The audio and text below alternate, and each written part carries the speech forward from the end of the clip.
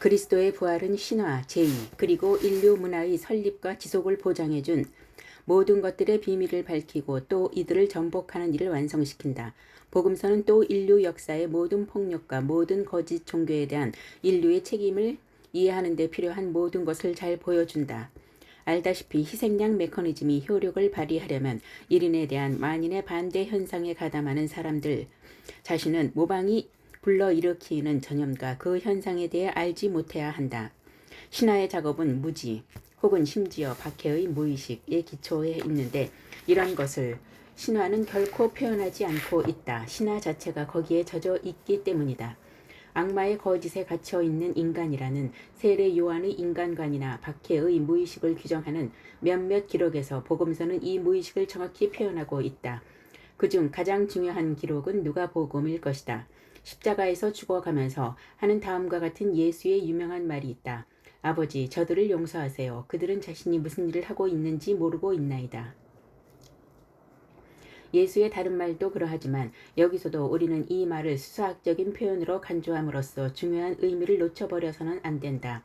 언제나 그러하듯이 예수의 말은 말 그대로 받아들여야 한다. 예수는 여기서 모방에 의해 움직인 사람들이 자신을 움직이게 한 그 모방을 보지 못한다는 것을 말하는 것이다. 이들 박해자들은 그들이 잘 처신하고 있다고 또 정의와 진리를 위해서 행동하고 있다고 그리하여 사회를 구하고 있다고 믿는 것이다. 사도행전에서도 같은 생각을 볼 수 있는데 누가와 같은 작업이지만 그 방식은 더 놀랍다. 예수의 처형장에 모인 군중들에게 베드로는 무지를 이유로 정상 참작을 한다. 그런데 형제 여러분, 여러분이 그런 잘못을 저지른 것은 여러분이 지도자들과 똑같이 무지한 탓이었다는 것을 나는 잘 알고 있습니다. 집단 메커니즘에서의 진실은 개인 사이에서 일어나는 모방 현상에서도 진실이다. 스캔들은 무엇보다 먼저 보지 못하는 것, 즉 극복할 수 없는 맹목이다. 첫 번째 서한에서 요한은 스캔들을 주위에 퍼져 있는 어둠으로 정의하고 있다. 자기가 빛 속에서 산다고 말하면서 자기의 형제를 미워하는 자는 아직도 어둠 속에서 살고 있는 자입니다. 자기의 형제를 사랑하는 사람은 빛 속에서 살고 있는 사람이며 그에게는 남을 짓밟게 하는 일이 없습니다. 스스로 속는 것이야말로 모든 악마적 진행 과정의 특징이다. 악마를 칭하는 여러 가지 이름 중에 하나가 어둠의 왕자인 것도 이 때문이다. 복음서는 폭력을 행하는 자들이 자기 기만을 밝혀냄으로써 폭력에서 거짓을 걷어낸다. 복음서들은 우리 자신의 신화적 시각, 우리가 무고하다는 믿음을 거부하는 데 필요한 모든 것을 하나하나 보여주고 있다. 복음서는 부당하게 처벌을 받는 희생양들에 관한 진실을 말하고 있을 뿐만 아니라 그들의 말이 진실이라는 것도 알고 있다. 또한 복음서는 스스로 진실을 말하면서 구약의 방법을 다시 취하고 있다는 것도 알고 있다. 복음서는 희생양에 관해서 자신이 구약과 연관되어 있다는 것을 이해하고서 구약의 유명한 구절을 빌려오고 있다. 시편의 몇몇 서술자들은 앞에서도 말했듯이 집단 폭력으로부터 위협을 받고 있다. 예수도 예전의 시편 서술자들이 그 희생물이었던 것과 같은 유형의 모방에 의한 전염을 차단해서 이를 고발한다.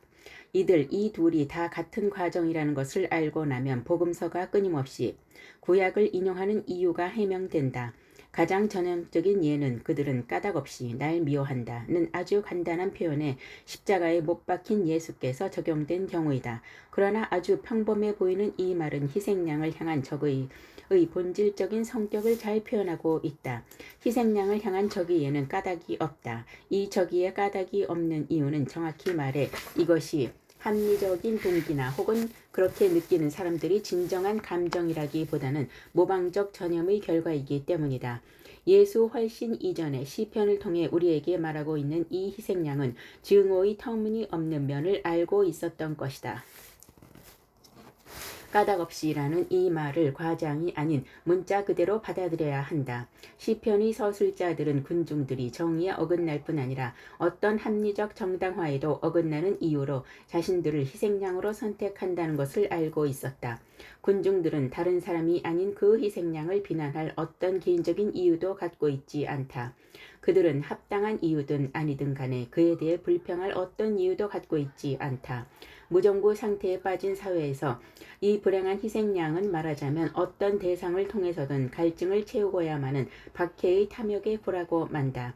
이때에는 아주 사소한 핑계로도 족한데 그 희생양의 유죄 혹은 무죄의 진정으로 관심을 가진 사람은 아무도 없다.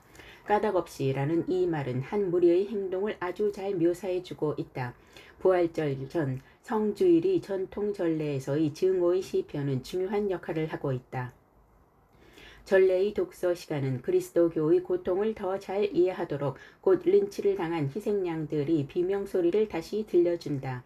이 대목은 자신의 박해자들에게 자신을 다시 바치는 예수보다는 물론 덜하겠지만 그래도 인간의 경험으로 볼 때 예수 순환의 고통과 가장 많이 닮은 불의와 싸우는 신앙심 강한 사람들을 보여주고 있다.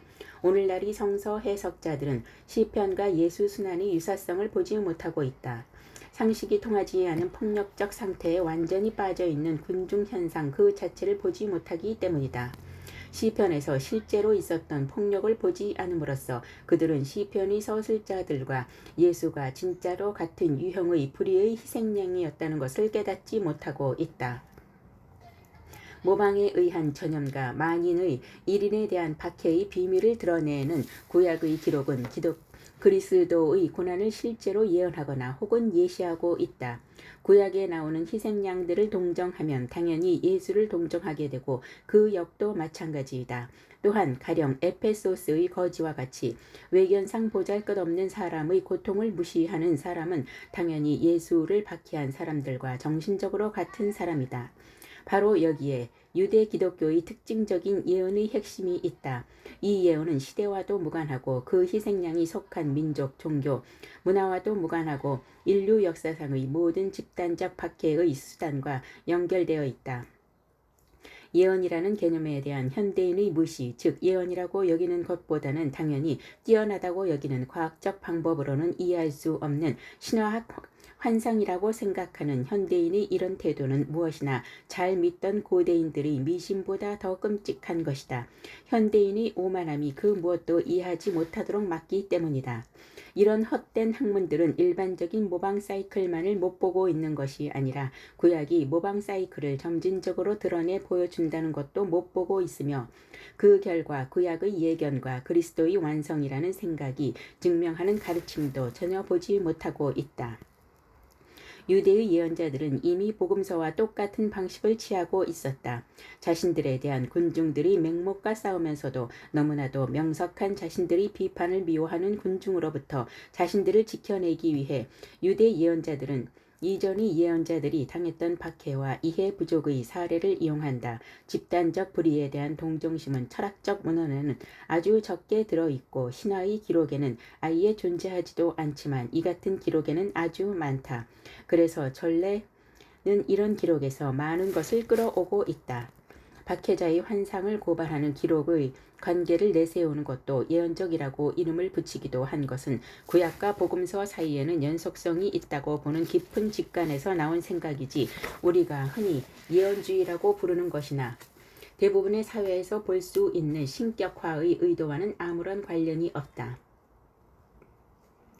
파스칼을 읽다 보면 그가 예언주의를 기계적인 암호풀기나 수수께끼 풀이처럼 여기는 것을 알 수 있다. 또 이런 암호나 수수께끼에 대해서는 유대인들이 그리스도라는 열쇠를 갖고 있지 않기 때문에 자신들이 기록에 대한 무엇도 이해할 수 없는 데 비해 그 열쇠를 갖고 있는 기독교인들만이 그런 암호와 수수께끼를 풀 수 있다고 보는 것이 애석할 뿐이다. 모방에 근거한 해석을 통해서 우리는 예언주의라는 개념에 대해 기독교뿐만 아니라 유대인에게도 긍정적인 의미를 부여할 수 있을 것이다. 이 의미는 특히 부당하게 처형을 당한 희생양들이 무고함을 옹호하고 있어서 예언자의 영감에서 배제되었던 더 오래된 이 기록의 필자들까지 포함해서 그 누구도 배제하지 않은 의미가 될 것이다. 예언을 이해하기 위해서는 기독교의 모든 본질적인 내용들처럼 가난한 자들이나 힘없는 자들에 대한 동정과 관심으로 돌아가야 할 것이다. 그래서 우리는 최후의 심판에 대한 마태의 다음 비유와 이 예언을 연관시켜 볼 필요가 있다. 분명히 말한다. 너희가 여기 있는 형제 중에서 가장 보잘것없는 사람에게 해준 것이 바로 나에게 해준 것이다. 하고 말할 것이다. 가장 숭고한 기독교적 가르침은 그보다 이전의 구약의 가르침이 있었다는 것을 의식하는 가르침이며 또 근본적으로 이전의 가르침과 같은 성질이며 또한 그뿐 아니라 같은 유형의 직관에서 나왔다는 것을 항상 의식하는 가르침이다.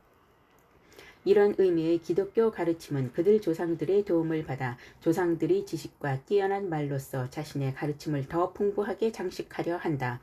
복음서 집필자들이 곳곳에 인용한 구약 구절들이 항상 훌륭하고 항상 뛰어난 영감에서 나온 것은 아닌 듯하다. 때로 이 인용문은 깊은 의미라고는 하나도 없이 구약과의 자연스러운 연관만 유지하고 있어 말뿐인 듯 보일 때도 있다. 하지만 그렇다고 성서 집필자들을 성급하게 비난해서는 안 된다. 그러고 싶은 마음에 사로잡혀 있을 때 우리 자신을 너무 믿어서는 안 된다. 그때는 아마도 그런 일을 수행할 만한 능력이 우리에게 없을지도 모르기 때문이다. 복음서의 가르침은 이미 구약에서 부분적으로 알려주었던 진리가 명확하게 나타난 것이라 할 수 있다. 인류 구원을 위해 집단 희생양 역을 스스로 맡은 신의 복음이 있어야만 구약의 진리는 완성될 수 있다. 다시 희생양이 된 이 신은 더 이상 신하의 신이 아니다. 이 신은 구약에 나오는 무한히 선한 유일신이다. 그리스도의 신격화가 신화적인 신성을 만들어내는 모방현상의 환상에 기반을 둔 것이 아니라 그 반대로 신화의 신비를 벗겨내는 진실의 완전한 가르침에 기반을 두고 있듯이 지금 이 책에 자양을 공급하는 것도 이 가르침에서 나오기를 바랄 뿐이다. 희생양에 대한 오해에서 나오기는커녕 희생양 역할을 자임하는 그래서 희생양 메커니즘을 처음으로 완벽하게 밝혀낼 수 있도록 해주는 이런 신과 신화에 나오는 신은 완전히 다른 신이다. 기독교는 신화로 되돌아가는 것이 아니라 구약을 넘어서는 성경 가르침의 새로운 단계를 나타낸다. 예수의 신격화는 이 책의 서두에서 생각했던 희생양의 신격화와 신의 희생양화 속으로 다시 빠져드는 것이 아니라 겉으로 비슷해 보이지만 근본적으로 상반된 두 가지 유형의 초월성을 구별하게 해준다. 그중 한 가지 초월성은 신화에 나오는 희생양 메커니즘을 전혀 인식하지 못하는 그래서 우리의 판단을 흐리게 하는 거짓 초월성이다. 또 다른 초월성은 공동체 전체가 폭력적인 모방에 빠져 있다는 것과 약 그 자체에서 나오는 치유액을 가르쳐 줌으로써 거짓 초월성이 퍼뜨리는 환상을 깨뜨리면서 우리의 판단을 밝혀주는 구약에서 시작해서 복음서에서 꽃을 피우는 진정한 초월성이다. 자신이 그 희생양인 1인에 대한 만인의 박해 현상에서 그리스도의 신성이 분명해졌다 하더라도 그 효율성을 스스로 전복시킨 이런 현상에서 그리스도의 신성이 나온 것은 결코 아닐 것이다. 지금까지의 논의를 더 강조하기 위해 나는 이제 공간 복음의 두 구절을 인용하려고 한다. 이 구절들은 종교적으로 볼 때 가짜 공헌과 진정한 공헌 사이의 기만적인 유사성뿐 아니라 이보다 더 주목할 만한 사실, 즉 복음서는 이런 유사성에 아울러 이것이 초래할 오해에 대해 이미 알고 있었다는 것도 밝혀둔다. 복음서 기록자들이 보기에 그리스도의 신격화와 신화의 신격화를 동일시한다는 것은 너무나도 터무니없어 보였기 때문에 이런 혼동을 초래할지도 모르는 현상을 아무 어려움도 없이 그리고 오해에 대한 불안감 하나 없이 인용할 수 있었던 것이다. 오늘날의 의심 많은 종교 전문가들이 그렇게 보는 경향이 있는 것처럼 만약 그들이 통속적인 성동가들이었다면 누가, 마가, 마태는 지금 내가 인용하려는 이 두 구절을 절대로 쓰지 못했을 것이다. 첫 번째 구절은 아주 짧은 구절로 누가복음에 나오는 것이다. 앞에서 나는 예수의 죽음이 군중들을 진정시켰다고 말한 바 있다. 예수의 죽음은 그들에게 모든 집단 살해의 효과 혹은 집단적 영감의 효과를 발휘하고 있다. 이런 효과는 바로 그리스도가 그렇게 두려워하던 민중의 동요를 막아주는 일종의 긴장 완화, 즉 희생적 카타르시스다. 복음서 기록자와 기독교인들의 입장에서 볼 때 군중들이 이렇게 진정되는 것에는 물론 어떠한 종교적 의미도 없다. 이런 것은 사탄에 사로잡혀 있는 인간의 폭력적 모방의 특징적인 현상일 뿐이다. 복음서가 희생양 과정을 엉클어뜨리는 신화가나 신화적인 해석이었다면 신적으로 취급하였을 것들을 순전히 모방적인 성격을 드러냄으로써 희생양 과정의 신비를 벗겨내고 있다. 누가복음에서는 사소하지만 이런 탈신비화를 보여주는 증거, 그래서 조예가 깊은 성서 해석자에게는 아주 소중한 증거가 들어있다. 예수 순환의 이야기 끝에 가서 누가는 이런 구절을 덧붙이고 있다. 헤로데와 빌라도는 전에 서로 반목하여 지냈지만 바로 그날 이들은 다정한 친구가 되었다. 누가복음에서 예수는 헤로데 앞에 잠시 출두한다. 헤로데와 빌라도 둘이 예수의 죽음에 관여하고 있는데 바로 예수의 죽음으로 두 사람은 가까워지게 된다.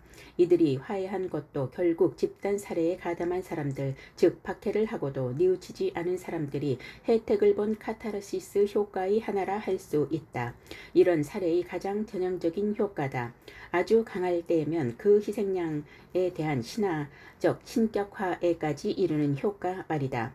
누가는 이런 효과를 분명 알고 있었다. 히로데와 빌라도의 관계 개선이 기독교적인 것과는 무관함을 그는 아주 잘 알고 있었다. 그렇다면 이처럼 기독교적인 의미도 없는 것을 누가는 왜 세세히 묘사했을까? 그렇다고 그가 당시 팔레스타인의 정치에 대해 관심을 갖는다고 생각해서는 안 된다.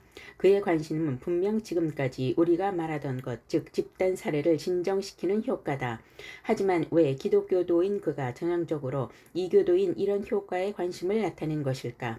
내 생각으로 누가가 빌라도와 헤로데의 화해를 언급한 것은 우리가 여기서 정확히 말하자면 외부에서 보면 초기 기독교도의 공동체와 혼합할 정도로 아주 흡사한, 그러나 실은 기독교 공동체와는 관련이 없는 어떤 것이 있다는 것을 알아채도록 하기 위해서인 것 같다. 당시 권력을 대표하던 이 두 사람 간의 화해와 예수 부활 시위에 예수와 사도 간에 형성되었던 연대감을 누가는 분명 혼동하고 있지 않았다. 누가가 놀란 것은 신화적인 것과 기독교적인 것이 닮았다는 이 역설이었으며, 그래서 그가 오해를 무릅쓰고 망설이지 않고 전달하려고 했던 것도 바로 이 역설이었다. 진정한 부활과 거짓 부활이라는 이 두 부활이 관계를 살피고자 하는 이 관심은 정신적인 면에서뿐만 아니라 지적인 면에서도 특이한 것이다.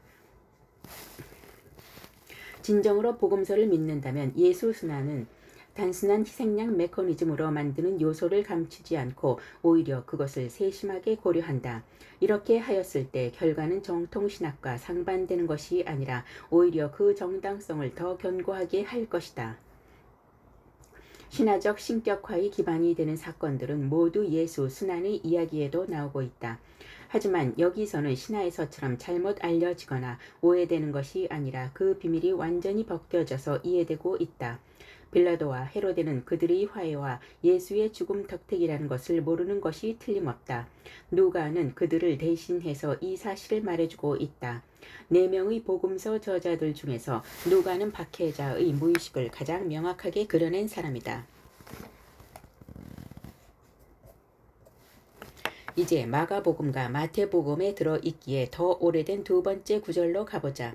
첫 번째 구절보다 더 긴 이 구절은 헤로데가 자신의 희생양인 예언자 세례 요한의 부활을 잘못 믿고 있는 이야기를 담고 있다. 이 구절은 신화의 부활과 예수의 부활이 충격적일 만큼 유사한 문제를 아주 탁월하게 보여주고 있다.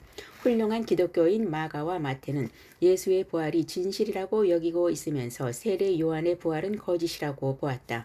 이 구절의 특이점은 요한의 실제 죽음과 거짓 부활이 예수의 실제 죽음과 실제 부활과 놀랍게도 흡사한 모습으로 나타난다는 것이다. 겉보기에 실제로 얼마나 흡사하든 간에 복음서에 이런 기록이 있다는 것에 대해 오늘날의 독자들은 기독교인이든 아니든 깜짝 놀랄 정도다. 잘못된 믿음과 참된 믿음, 이 두 믿음은 어떤 집단 사례나 신화적 신격화가 발생하는 집단적 공명의 뿌리를 두고 있다. 이 경우에 숭배를 받은 한 예언자를 부활한 사람으로 여기는데 이때 부활도 집단 폭력에서 나오는 것처럼 보인다. 이 두 복음 기록자는 다음과 같이 헤로데의 입을 통해 그의 잘못된 믿음이 살해의 기억에 뿌리를 두고 있다는 것을 분명히 암시하는 말을 하고 있다. 내가 목을 벤 요한이 다시 살아난 것이다. 이 구절은 거짓 부활을 폭력이 직접적인 결과라고 보는데, 그래서 이 폭력은 거짓 부활을 폭력의 직접적인 결과라고 보는데 이 구절은 앞에서 나왔던 신화 발생 과정을 잘 보여주고 있다. 예수의 죽음이나 부활 장면과 정말 흡사한 이 에피소드는 그 전체가 신화 발생의 한 축소판이라 할 수 있다. 이 두 복음서는 헤로데의 말에 이어 과거로 되돌아가서 요한의 살해 이야기를 들려준다. 이 저자들이 요한의 살해 이야기를 끄집어내는 이유는 다름 아니라 헤로데의 믿음이 틀렸음을 설명해 주기 위해서다. 어떻게 해서 요한이 부활했다고 잘못 믿게 되었는지 경위를 따지기 위해서는 그 원인이 되는 집단 사례를 다시 짚어봐야 한다는 것이다. 이 두 복음의 저자들이 다른 복음서에서는 그 예를 볼 수 없는 과거로 되돌아가는 소위 플래시백 기법을 쓰고 있는 것을 달리 어떻게 설명할 수 있을까? 헤로데가 예수를 두고 요한이 부활했다고 믿는 이유는 그가 저지른 요한이 살해 때문이라는 것을 마가보다는 마태가 더 강조하고 있다. 마가복음에 의하면 아닌 게 아니라 요한의 부활을 믿는 것은 헤로데 자신이 아니라 민중들의 소문에서 시작한다는 것이다. 정말로 요한을 살해하였던 민중들은 이 소문을 믿고 있었던 것이다. 그러나 마태는 이 소문을 지워버렸다. 그래서 마태복음에서는 헤로데가 요한이 살해에 참여했던 사실 말고는 요한이 부활했다는 잘못된 믿음을 가질 이유를 찾을 수 없다. 이 두 복음서 저자들은 거짓 부활과 진짜 부활이라는 두 부활을 같이 놓으면서도 소위 현대화되었다고 말하는 오늘날이 신통치 않은 기독교도들이 빠질지도 모르는 혼란을 피하는 말은 하나도 하지 않는다. 현대인들은 이 두 부활이 유사하다는 이유로 혼란에 빠져들지만 저자들은 어떤 혼란도 느끼지 않았던 것이 분명하다. 만약 이 유사성이 마음에 걸렸다면 마가와 마태도 누가처럼 했을 것이다. 즉 예수에 관한 것이 아니기 때문에 부차적이고 그래서 쉽게 제시킬 수 있었을 에피소드 하나는 쉽게 뺐을 것이라는 말이다. 마가와 마태의 믿음은 너무나도 순수하고 너무나도 강하기 때문에 우리처럼 거짓 부활과 진짜 부활의 유사성 때문에 불안해할 필요가 없었다. 그 반대로 이들은 마치 사탄이 진실을 모방하는 솜씨가 얼마나 뛰어난가를 그래서 그런 모방도 결국에는 힘이 없다는 것을 우리에게 보여주기 위해 이처럼 유사성을 강조하고 있다. 기독교의 믿음은 진짜 집단 사례에 뿌리를 둔 신화적인 부활과는 달리 그리스도의 부활은 사람들이 폭력에 근거한 것이 결코 아니라고 생각한다.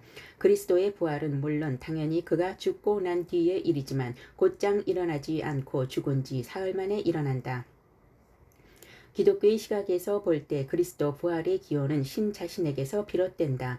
모든 것이 너무나 유사하기 때문에 거짓 부활과 진짜 부활은 그에 앞선 비극의 주제의 차이에 의해서가 아니라 그것이 가짜 진실을 드러내는 힘의 차이에 의해서 구분된다. 이 힘에 대해서는 앞에서도 이미 살펴본 바 있지만 앞으로도 더 살펴볼 것이다. 진실을 드러내는 힘과 진실을 감추는 신하의 힘은 너무나도 뚜렷하게 대립하고 있다. 그래서 이런 사실을 일단 알고 나면 신화와 복음서의 주제의 유사성이라는 문제는 사소한 문제가 되어버린다. 그리고 이 문제는 마치 자동으로 실현된 예언, 모방 환상의 악순환이라는 느낌을 준다. 그런데도 불구하고 소위 과학적이라는 비평과 이 비평의 선험적인 회의주의는 신화와 복음서의 주제가 닮았다는 주장을 쉬지 않고 피력하고 또 확인한다. 복음서는 우리가 복음서에 취할 수 있는 모든 입장에 대해 항상 탁월하게 입증해 주는데 여기에는 그들 정신과 상반되는 입장까지도 있다. 그러나 겉으로 보기에는 분명한 듯 하지만 실은 환상에 불과한 이 입증에서 우리는 탁월한 아이러니를 본다. 누가는 자신의 복음서에서 세례 요한이 살해 이야기를 했는데 그것은 그가 혼란스러워서가 아니고 요점에서 벗어난 이야기라고 보았기 때문이다. 모든 것을 예수에게 집중시키고 싶었던 것이다. 여기서 우리는 헤로데와 빌라도가 화해했다는 그의 이 짧은 구절이 이 세 번째 복음서에는 첫 두 복음서에 나오는 거짓 부활과 상통한다고 생각할 수 있다. 거짓 부활을 믿는 것은 헤로데라는 권력의 대포자가 보여주는 아주 전형적인 이교도의 흔적이다. 누가는 이것을 빼고 있다. 하지만 대신에 같은 유형의 다른 구절을 보낸다. 예수의 십자가형 덕분에 헤로데와 빌라도가 화해를 한다는 구절이 그것이다. 두 경우 모두 신화의 신격화 과정을 암시하면서 동시에 거부하고 있다. 겉으로 보이는 것과는 달리 복음서와 거기에 나오는 부활은 신화와 상반되는데 그것은 구약으로 훨씬 더 철저하게 상반된다. 보았다시피 복음서의 저자들은 신화적인 부활과 복음서의 부활을 아주 분명하게 구별할 줄 아는 정말 대단한 능력을 갖고 있었다. 그러나 신심이 부족한 사람들은 이 두 가지 현상을 구별하지 못하고 혼동하고 있다.